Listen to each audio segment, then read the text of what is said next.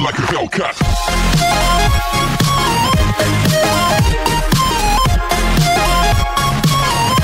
सो अभी तक हमने देखा कि जिनवू जिसे पता चल चुका है कि मिनसुक ज़रूर कुछ छुपा रहा है, यानी रियल ह्यूंग को 2 वीक्स पहले जर्मनी में देखा गया था, जबकि ये तो यहाँ पूरे 1 मंथ से है कि तभी हाना जिनवू के पास आकर उससे साथ में पार्टी एंजॉय करने को बोलने लगी। मगर जिनवू कहता है कि क्यों ना हम दोनों साथ में वॉक पर चले।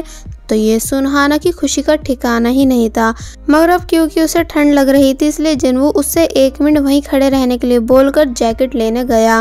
मिनसुक नोटिस करता है कि हाना और जिनवू दोनों अपनी सीट से गायब हैं, इसलिए वो जल्दी से हाना के पास आकर उससे अपने साथ मार्केट चलने को बोलता है। हाना बहुत मना करती भी है मगर मिनसुक बिल्कुल भी मानता नहीं। और फिर जब जैसे जिनवू जैकेट लेकर बाहर आया कि तभी देखता है कि हाना वहाँ से गायब है। हाना मैसेज कर जिनवू को सॉरी कहती है, तो तब जिनवू मिनसुक को भी उसकी जगह से गायब देख समझ गया कि हाना को ज़रूर वही अपने साथ लेकर गया है। अब नेक्स्ट डे सभी लोग वापस कंपनी के बाहर आ गए, जहां जिनवू ने हाना से इशारे में बात की घर पर मिलने की, जिस चीज़ के लिए वो मान जाती है क्योंकि आज जिनवू का बर्थडे है। और फिर जब जैसी जिनवू के घर जा ही रही थी मगर तभी उसे मिनसुक ने रोक लिया कि कहाँ चली, यानी क्या तुम भूल गई हो कि हम दोनों हमेशा साथ में घर जाते हैं।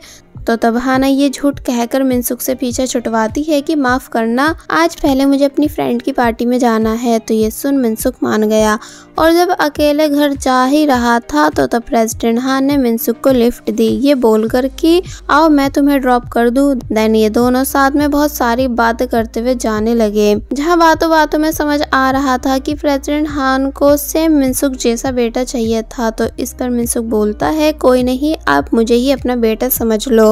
तो ये सुन वो खुश हो जाते हैं। और फिर जब जैसी मिनसुक को ड्रॉप करने के बाद वापस घर जा रहे थे कि तभी उनको रास्ते में मिनसुक के फादर दिखते हैं, इसलिए उन्हें देख प्रेसिडेंट हान ने तुरंत कार रुकवाई मगर तब तक वो जा चुके थे। इसलिए प्रेसिडेंट हान हैरानी से कहने लगे कि क्या अभी मैंने उसी आदमी को देखा था या ये सब मेरा कोई वहम है। इसका मतलब प्रेसिडेंट हान और मिनसुक के फादर के बीच कोई पर्सनल कनेक्शन है, मगर वो क्या है ये हमें आगे बताया जाएगा। अब नेक्स्ट सीन में हाना फाइनली जिनवू के लिए बहुत सारा फूड रेडी करके लेकर आई जिनवू का बर्थडे सेलिब्रेट करने के लिए, जहां जिनवू भी काफ़ी खुश दिख रहा था क्योंकि वो फर्स्ट टाइम अपना बर्थडे सेलिब्रेट कर रहा है। कि तभी उसने नोटिस किया कि हाना का फोकस बार बार वॉच पर है, इसलिए पूछने लगा कि क्या तुम किसी चीज़ का वेट कर रही हो। मगर वो ना में जवाब देती है और पूछने लगी कि बताओ आपको क्या गिफ्ट चाहिए।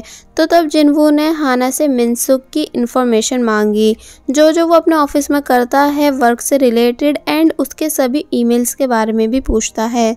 तो ये सुन हाना शॉक रह गई एंड देन मना करने लगी कि नहीं माफ़ करना, मैं आपको ये सब नहीं बता सकती हूँ क्योंकि ऐसा करना मेरी जॉब के अगेंस्ट होगा।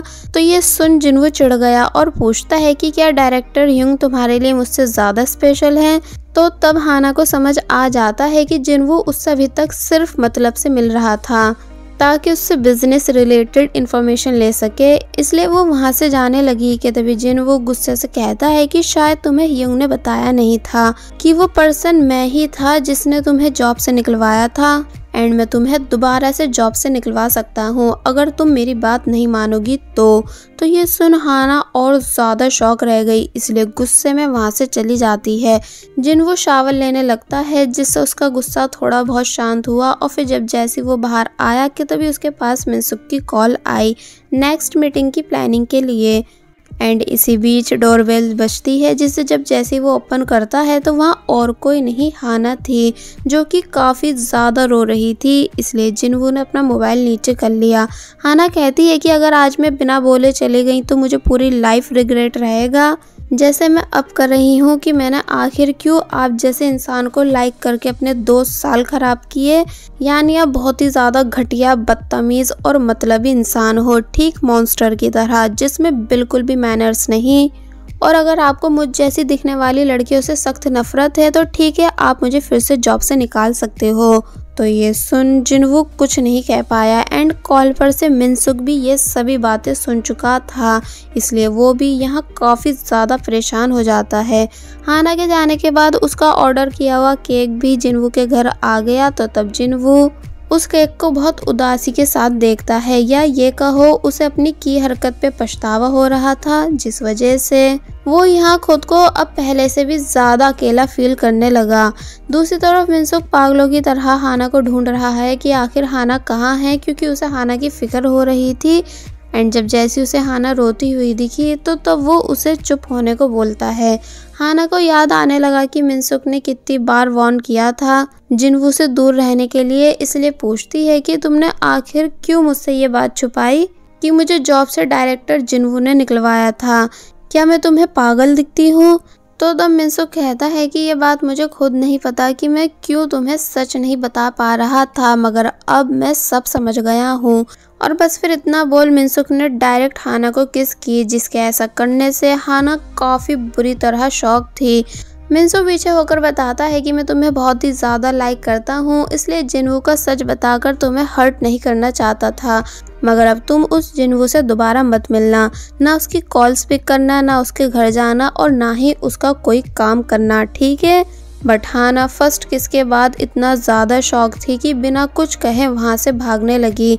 यहाँ तक कि उसका शू भी वहीं रह जाता है, मगर वो रुकती नहीं बल्कि वहाँ से भाग जाती है, जिसे मिनसुक भी बस रोकता ही रह गया कि कम से कम अपना शू तो ले जाती। और फिर हाना काफ़ी दूर आकर बैठ के हैरानी से सोचने लगी कि कहीं ये सब कोई सपना तो नहीं है।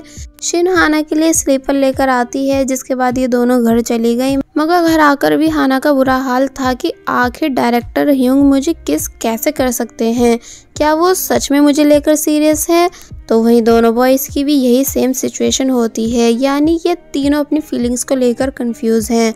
नेक्स्ट डे हाना जिनवू के पास आकर उसे उसका वो प्रेजेंट देकर गई जो उसने हाना को दिया था, मगर जिनवू कहता है कि रुको, मुझे भी तुम्हारा थर्मो वापस करना है। बट हाना कहती है कि कोई ज़रूरत नहीं, यानी आप उसे फेंक सकते हो, और फिर वहाँ से चले गई। और जब जैसे छुपके से मिनसुक के ऑफिस आकर कुछ फाइल्स रख के जा रही थी कि तभी मिनसुक ने उसे रोक लिया एंड देन उसे उसका शू वापस देने लगा, ये पूछकर कि क्या तुम सिंड्रेला हो? हाना चुपचाप वहाँ से जाने लगती है, मगर वो उसे जाने नहीं देता, ये कहकर कि पहले मुझे मेरा आंसर दो, क्योंकि कल तुम बिना आंसर दिए चली गई थी।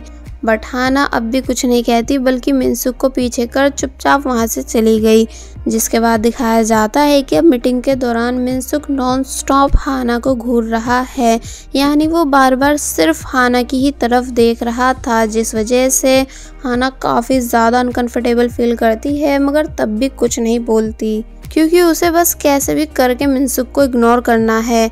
यहाँ तक कि अगर उसके पैर पे चोट भी लग जाती है तो वो तब भी मिनसुक की हेल्प नहीं लेती। और फिर जब आफ्टर वर्क मिनसुक हमेशा की तरह हाना से साथ में घर चलने के लिए पूछने लगा, मगर वो मना कर देती है ये बताकर कि अभी मेरा काम बाकी है। पर फिर मिनसुक के जाते ही खुद भी थोड़ी बहुत देर के बाद वहाँ से चली गई। और फिर जब जैसी बाहर आई तो देखती है कि मिनसुक अभी तक बाहर बैठकर उसका वेट कर रहा है। तो तब हाना मिनसुक से ऐसा करने से मना करती है ये बताकर कि कल तक मैं डायरेक्टर जिनवू को लाइक करती थी, इसलिए अब एकदम से कैसे किसी और को लाइक कर सकती हूँ। वैसे अब मेरा लव पर से विश्वास उठ चुका है, यानी अब मैं सिर्फ अपने काम पर फोकस रखना चाहती हूँ, इसलिए आप प्लीज़ मेरा पीछा करना छोड़ दो। और फिर वहाँ से चली गई, जिसकी ये बातें सुन मिनसुक हैरान था। घर वापस आकर हाना ने ये पूरी बात शिन से शेयर की, तो तब शिन समझाती है कि अगर आपको वो पसंद है तो हाँ कर दो, वरना मना कर दो। और वहीं दूसरी तरफ मिनसुक जो कि अब उदास रहने लगा है, क्योंकि उसे लग रहा है कि हाना उसे बिल्कुल पसंद नहीं करती, इसलिए गुस्से में बहुत देर तक रनिंग करता है जब तक कि वो थक नहीं जाता। और फिर जब वो बहुत बुरी तरह थक गया तो तब उसने हार कर हाना को कॉल की, ये पूछने के लिए कि क्या सच में हाना के दिल में उसके लिए कोई फीलिंग्स नहीं। हाना इस बात पर कुछ नहीं बोलती है, तो तब मिनसुक कहता है कि ठीक है, अब मैं तुम्हें बिल्कुल भी परेशान नहीं करूँगा, यानी हम पहले जैसे दोस्त बनकर ही रहेंगे। एंड देन वो कॉल कट कर देता है। तो ये सुन शिन कहने लगी कि शायद डायरेक्टर तुम्हें लेकर सीरियस नहीं थे, इसलिए उन्होंने इतनी जल्दी गिव अप कर दिया। तो ये सुन हाना फेक स्माइल देने लगी, जबकि अंदर ही अंदर से उसे भी बुरा फील हो रहा था। नेक्स्ट डे से दिखाया गया कि अब मिनसुक ने अपना बिहेवियर बिल्कुल चेंज कर दिया, यानी अब वो हाना को बिल्कुल भी अटेंशन नहीं देता, यहाँ तक कि ये भी कह देता है कि अब तुम्हें रोज़ मुझे मॉर्निंग कॉल करने की भी ज़रूरत नहीं। और फिर डिपार्टमेंट आकर किसी और से बर्गर लाने को बोलने लगा, जबकि वो पहले ये काम सिर्फ हाना से कराता था। एंड देन घर जाते टाइम भी हाना से साथ में चलने के लिए नहीं पूछता, बल्कि उसे बिना बताए ही चला गया। तो तब ये बात जानकर हाना को हैरानी हुई, क्योंकि इससे पहले कभी मिनसुक ने ऐसा नहीं किया था। दूसरी तरफ जोडुक और टाय को अजीब लग रहा था, क्योंकि एक तो मिनसुक भर भर के खाना खा रहा था और ऊपर से बिन बात हंसा जा रहा था, जैसे ये दिखाना चाह रहा हो कि वो अपनी ज़िंदगी में बहुत ज़्यादा खुश है। एंड घर वापस जाते टाइम भी उसके फेस पर फेक स्माइल थी। तो तब उसके दोस्त उससे इस सब का रीज़न पूछते हैं, तो तब मिनसुक ने उन्हें सब बताया कि वो कैसे अपनी सेक्रेटरी को लाइक करने लगा है। तो ये सुन वो दोनों काफ़ी ज़्यादा हैरान थे कि कंपनी जाना तो ठीक था, पर अब ये लड़कियों को भी पटाने लगा। अब नेक्स्ट डे मिनसुक अपनी टीम के साथ ट्रेनिंग कैंप पे जा रहा है। तो तब शिन उसके लिए लंच बनाकर लेकर आई और बहुत प्यार से मिनसुक को गुड लक कहती है, ये बोलकर कि काश मैं भी तुम्हारे साथ जा पाती। मिनसुक उन सभी को बाय कर अंदर चला गया। तो तब उसके जाते ही शिन ने टाई को पकड़ लिया और समझाने लगे कि याद रहे मिनसुक को कुछ भी पता ना चले कि तुम मुझे पसंद करते हो। तो ये सुन टाई बेचारा स्पीचलेस रह जाता है, क्योंकि ये सब झूठ है, इसलिए बस जैसे तैसे वो अंदर चला गया। दूसरी तरफ कंपनी में सभी लोग डायरेक्टर के बारे में पूछने लगे कि आज डायरेक्टर युंग क्यों नहीं आए। तो तब मिस्टर चुल बताते हैं कि एक्चुअली वो जापान बिजनेस ट्रिप के लिए गए हैं। तो ये सुन सभी लोग हैरान थे, क्योंकि किसी को भी इस बारे में पता नहीं था। नेक्स्ट सीन में जिनवू को हॉस्पिटल से कॉल आई कि उसकी मॉम गायब है, इसलिए वो जल्दी से हॉस्पिटल आया। नर्स बताती है कि कल तक तो आपकी मॉम बिल्कुल ठीक थी, पर अब कहाँ है हमें नहीं मिल रही। तो तब जिनवू खुद से अपनी मॉम को ढूंढने गया। दूसरी तरफ मिनसुक ट्रेनिंग में अपना बेस्ट दे रहा था, यानी फुल स्पीड के साथ रनिंग करता है, सभी एक्सरसाइज करता है।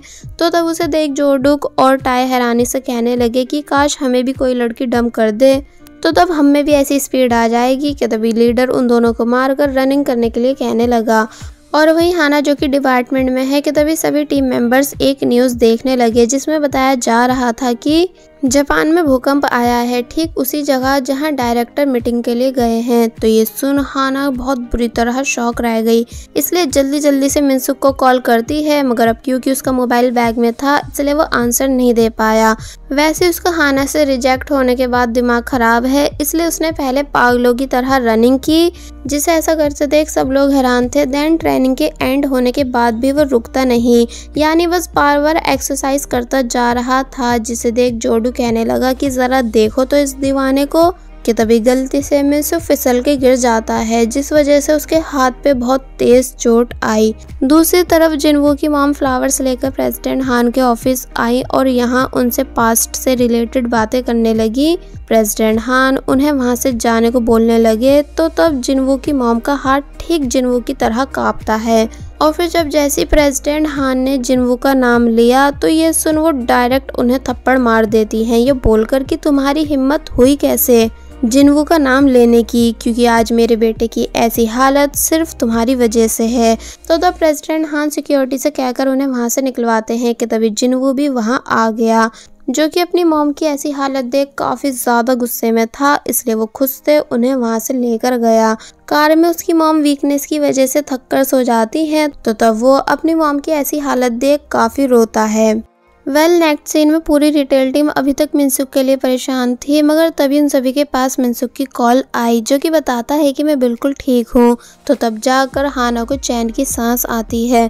दूसरी तरफ प्रेसिडेंट हान को उनकी सेक्रेटरी गिफ्ट लाकर देती है, जो उन्हें जिनवू को एज ए बर्थडे गिफ्ट देना है, कि तभी जिनवू गुस्से में वहां आकर अपने डैड से लड़ने लगा, ये बोलकर कि पूरे 10 साल हो गए मगर क्या आप सिर्फ एक बार मॉम से हंसकर बात नहीं कर सकते, यानी आज मेरी सारी उम्मीद खत्म हो गई। तो तब प्रेसिडेंट हान कुछ नहीं कहते, जिनवू वहां से चला जाता है। देन वापस घर आकर फिर से हाना का दिया हुआ केक देखने लगा, यानी अब सिर्फ हाना ही है जिससे जिन्वू को खुशी मिल सकती है। वेल अब नेक्स्ट सीन में कोच सभी की तारीफ करते हैं कि सबने अच्छा परफॉर्म किया और जब मिनसुक अपने दोस्त के साथ था कि तभी उसे बहुत ज्यादा हाना की याद आई, इतनी ज्यादा कि वो ट्रेनिंग प्लेस से भाग गया एक ट्रक में बैठकर वापस सियोल जाने के लिए। दूसरी तरफ हाना का भी सेम हाल था, यानी वो भी मिनसुक को मिस कर रही थी। ये सोच कर कि आज भला मैं क्यों डायरेक्टर ह्यूंग के लिए इतना परेशान हुई कि तभी उसे वो सभी पल याद आने लगे जो उसने मिनसुक के साथ स्पेंड किए हैं। इसलिए बोलती है कि ये सब इसलिए हो रहा है क्योंकि मैं भी डायरेक्टर को पसंद करती हूँ। तभी आज भूकंप का सुनकर उनके लिए पागलों की तरह परेशान होने लगी और बस फिर इतना सोच हाना भागती हुई एयरपोर्ट जाती है मिनसुक को पिकअप करने, क्योंकि मिस्टर चुल ने बताया था कि वो जापान बिजनेस ट्रिप पे गया है। मगर वही मिनसुक कंपनी पहुंचता है हाना से मिलने। फिर जब इन दोनों की कॉल पे बात हुई कि ये दोनों एक दूसरे से मिलना चाहते हैं तो तब इन्होंने बस स्टॉप पे मिलने का डिसाइड किया। हाना भागती हुई वापस जाती है एंड देन बस स्टॉप पहुंचकर चारों तरफ मिनसुक को देखने लगी कि आखिर मिनसुक कहाँ है कि तभी वो उसे अपने सामने दिखता है जो कि ग्रीन लाइट होने का वेट कर रहा था। हाना उसे वहीं से ओके बनाकर दिखाने लगी कि हाँ अब वो भी मिनसुक के साथ लव रिलेशन में आने के लिए तैयार है। मगर मिनसुक को कुछ समझ नहीं आ रहा था, इसलिए वो बिना रुके स्टेज से भागता हुआ हाना की तरफ गया। हाना कंफ्यूज हो गई कि आखिर डायरेक्टर कहाँ गए, अभी तो यहीं थे कि तभी मिनसुक पीछे से आकर हाना को बैक हग कर लेता है, जिस वजह से हाना काफी बुरी तरह शॉक हुई। देन मिनसुक बताता है कि मैं इतनी आसानी से गिव अप नहीं कर सकता, यानी मैं तुम्हें पागलों की तरह चाहता हूँ, इसलिए सिर्फ तुम्हारा दोस्त बन के नहीं रह सकता। तो तब हाना कहती है ओके, यानी मैं ओके हूँ आपके साथ रिलेशनशिप में आने के लिए। तो ये सुन मिनसुक बहुत ही ज्यादा खुश हुआ और फिर जब जैसे ही हाना मिनसुक के क्लोज हुई कि तभी मिनसुक के हाथ की चोट दुखी। हाना घबरा कर मिनसुक को सॉरी बोलने लगती है तो तब मिनसुक कहता है कोई बात नहीं और फिर उसने अपना हाथ हाना के शोल्डर पर रखकर हाना को किस की, जहां हाना वॉइस ओवर में हम सभी को बताने लगती है कि आज वो बहुत ही ज्यादा खुश है क्योंकि आज उसे फाइनली अपना सच्चा प्यार मिल ही गया। और बस फिर इसी के साथ पार्ट 8 यहीं पर एंड हो जाता है। There was a time when you had me falling to the ground like a king without